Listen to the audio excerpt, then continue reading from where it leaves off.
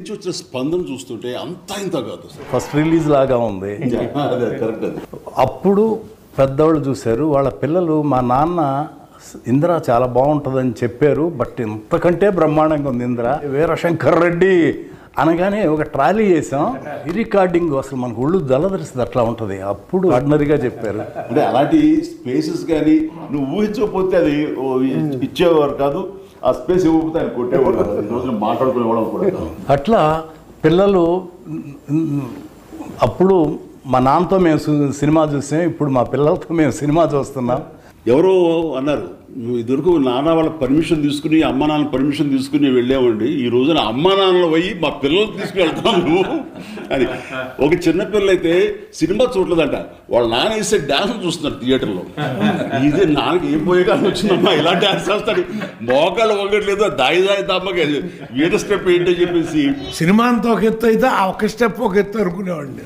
వర్షం పాట, వర్షం క్లాసులోను ప్రతి ఒక్కడు నిన్న సీసాలు పట్టుకెళ్ళారు, వర్షం పడతారు థియేటర్లో సార్ తడిపిస్తారా? జడతో నా మనసు జడ జడ లేదు అనే ఎక్స్ప్రెషన్. మరి అన్న బంబంబోలే సాంగ్లో నేను నిన్న ఎక్కడ ఇంటర్వ్యూలో చెప్తాను, నేను కూడా చిన్న డ్యాన్స్ మూమెంట్ డాన్స్ చేశాడా?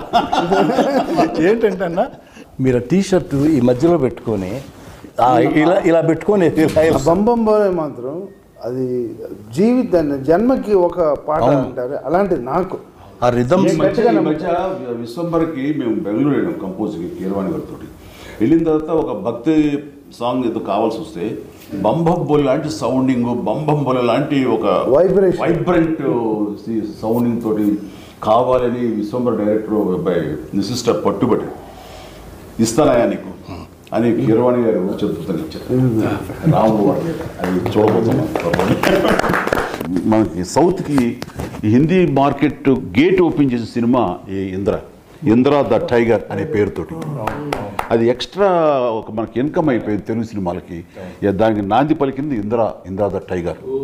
కథ, మాటలు, పాటలు, దర్శకత్వం, ఈ నాలుగింటికి 4 మార్కులు ఇస్తామండి సినిమాకి.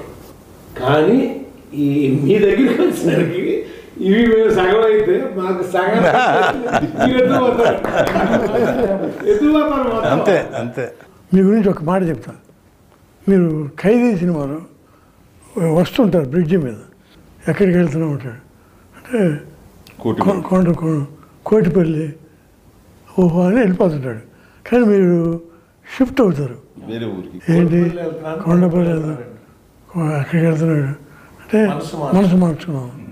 అలా మీరు ఇండస్ట్రీకి నటుడిగా వచ్చారు, కానీ మనసు మార్చుకుని మహానటుడు అయ్యారు. ఈ సినిమాలో మెగాస్టార్ చిరంజీవి గారు హీరోనే కాదు.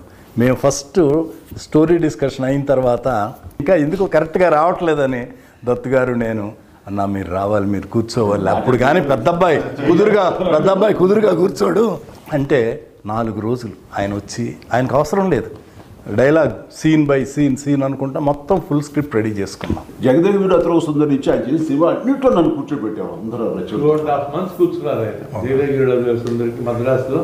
రాఘవేంద్ర వారిని 5 రోజులు మిస్ అయ్యాడు, కానీ 2.5 months ఆయన తప్పన ఇది ఎంత ఎక్స్ట్రాడినరీగా ఉంటుందో. ఫైనల్ ఇప్పుడు లెంగ్త్ ప్రాబ్లం వచ్చింది, మేము ఫస్ట్ కాపీ చూసాం, 3 hours 20 minutes వచ్చింది. 25 minutes తగ్గించాలన్న ఇది 18 నిమిషాలు 20 నిమిషాలు లేపు అవుతారు. ఇప్పుడు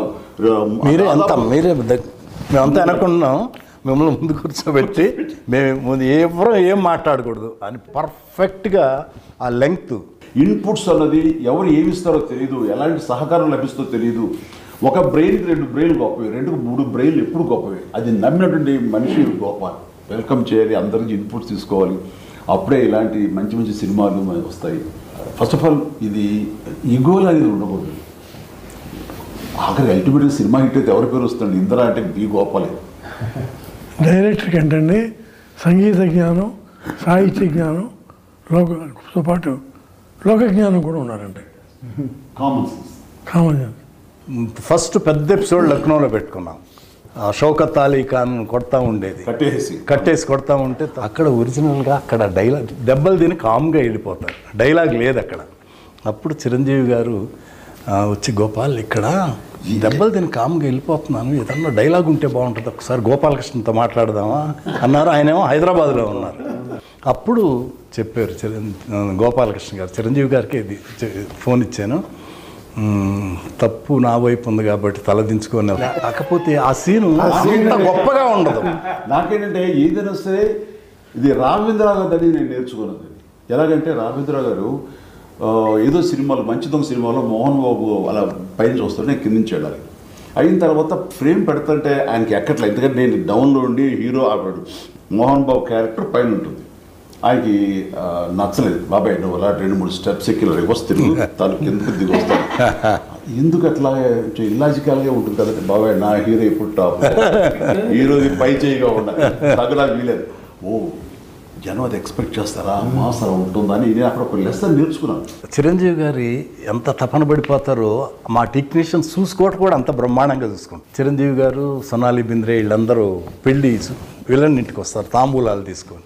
ఆ సీన్ ఏదో కరెక్ట్గా రావట్లా. ఈయనేమో వీళ్ళిద్దరు షిరిడి వెళ్ళాలంటే చిరంజీవి గారు చూడండి, గోపాలకృష్ణ గారు కొంచెం మీరు క్యాన్సిల్ చేసుకొని ఈ సీన్ బాగా చేసి వెళ్ళొచ్చు కదంటే ఆగి ఆ సీన్ ఎక్స్ట్రాడినరీగా రాశారు. దానికి చిరంజీవి గారు వెంటనే ఒక బ్రహ్మాండమైన సెల్ ఫోన్, అప్పట్లో కాస్ట్లీ సెల్ ఫోన్, అప్పట్లోనే నాకు తెలిసి 60,000 70,000 ఎంత ఎక్కువ చాలా అవుతుంది, అది తీసుకొచ్చి వెంటనే సాయంత్రానికి గిఫ్ట్ ఇచ్చారు. ఆ సీన్ యాక్ట్ చేశాడు. అసలు ఎట్లుంటుంది, డ్యాన్సులు ఎంత అద్భుతంగా చేస్తారో, ఆ కండవ వేసి కుర్చీ లాగి బ్రహ్మాండంగా చెప్పారు ఆ డైలాగ్. ఆ సీన్ అన్నా నేను మిడ్ నైట్ 12ంటికి ఇప్పుడు ఎడిటింగ్ చేశా. దత్తు గారు ఒక చోట ఉండగా వచ్చారు, 12 o'clock వచ్చారు. చూపెట్టి గోపాల్ ఎక్స్ట్రాడినరీగా ఉంది, గోపాల్ బ్రహ్మాండంగా ఉంది ఈ సీను అని వెంటనే 12:30కి చిరంజీవి గారికి ఫోన్ చేస్తే వదినమ్మ సురేఖ్ గారు ఫోన్ చేశారు. దత్తు గారు ఏంటి ఇప్పుడు చేశారు ఏంటంటే, లేదు నేను బాస్తో మాట్లాడాలి, పడుకొని ఉన్నారు, లేదు లేపండి మాట్లాడాలన్నారు. ఆమె లేపి చిరంజీవి గారిని లేపి ఫోన్ ఇచ్చి దత్తు గారు ఏంటంటే, దత్తు గారు ఏంటి ఇప్పుడు చేశారంటే, బాస్ ఇది ఒక సాంగ్ బాస్, ఈ సీను అదిరిపోయింది, ఏమి చేశారు బాస్ మీరు, ఎక్స్ట్రాడినరీగా ఉంది. నాకు ఇప్పుడు సీన్ చూసాను, మీకు చెప్పాలన్నది చెప్పేశాను, నేను హ్యాపీ. కమర్షియల్ సినిమాలకి ఈ ఇందరూ ఒక నిఘంటువు, ఒక గైడ్ అండి అది అనుకోవచ్చు. అలాంటి ఇది టేకింగ్ వైజ్ కానీ కథనం కానీ డైరెక్ట్గా బి గోపాల్ కానీ కథ అందించినటువంటి మన చిన్ని కృష్ణ కానీ. నేను రచయితగా మాత్రం రాయలేదన్నా, ప్రమాణం పూర్తిగా చెప్తున్నాను, ఒక అన్నయ్యకి తమ్ముడుగా రాశాను అంతే అన్నా, ఎందుకంటే చిరంజీవి గారు లేకపోతే అసలు ఈ అశ్విని దత్తు ఈ ఇండస్ట్రీకి వచ్చి ఏమి చేశాడంటే ఏమి చేయలేదనే అర్థం వస్తుంది. జగదేకవీరుడు, చూడాలనుంది, ఇంద్ర, ఇలా చెప్పుకుంటూ పోతే అన్నీ గొప్ప సినిమాలే. చిరంజీవి గారికి ఏమిచ్చి రుణం తీసుకోవాలో నాకు అర్థం కాదు. నేను ఆ మాట మీరు పెద్ద మాట ఒప్పుకోరు సార్, మీరు డెఫినెట్గా మేము మీ రుణం తీర్చుకోవాలి. ఇంద్ర 2 చేయాలని నేను నా కోరిక.